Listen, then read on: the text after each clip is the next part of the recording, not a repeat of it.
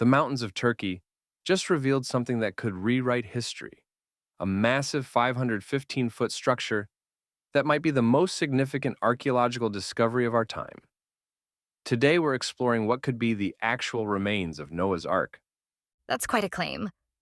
What exactly led researchers to think this wasn't just another unusual rock formation? Well, it all started with that 1948 earthquake in the mountains of Ararat.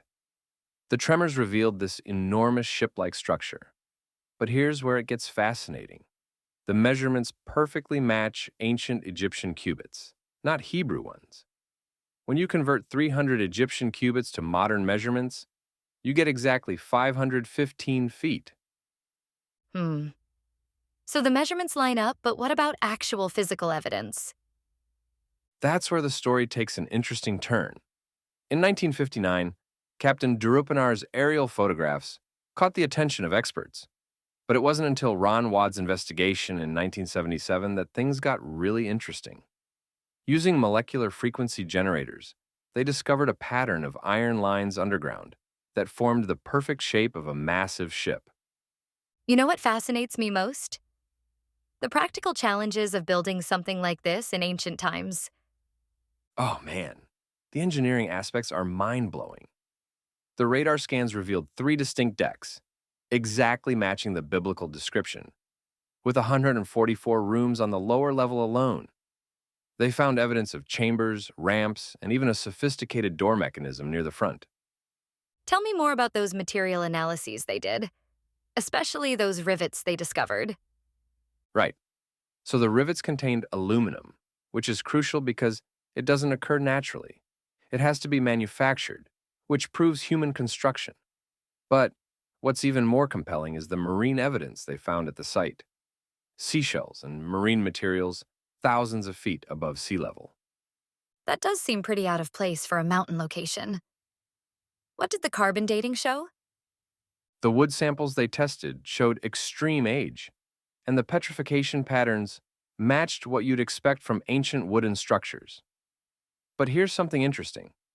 When they used penetrating radar, they found the two upper decks had collapsed, while the lower deck remained largely intact.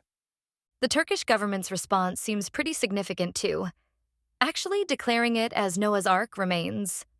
Exactly, and that's led to some serious preservation efforts. But what really strikes me is how this discovery challenges our assumptions about ancient engineering capabilities. The precision of construction, the advanced metallurgy, the architectural complexity, it all points to capabilities we didn't think existed back then.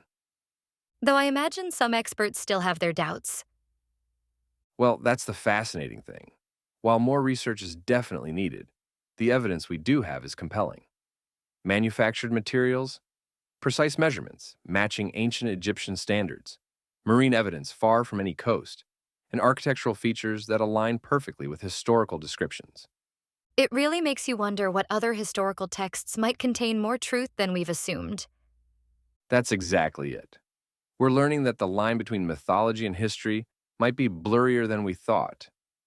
Whether or not this is Noah's Ark, it's forcing us to reconsider our understanding of ancient capabilities and historical accounts.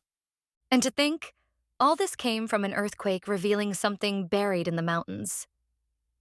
Sometimes the most remarkable discoveries happen by accident, and that's what we love about archaeology. Just when we think we've figured it all out, the Earth reveals another mystery that challenges everything we thought we knew. Thanks for taking us through this fascinating journey through time. Until next time on the Real World Podcast, keep questioning, keep exploring, and remember, sometimes the most incredible stories are buried right beneath our feet.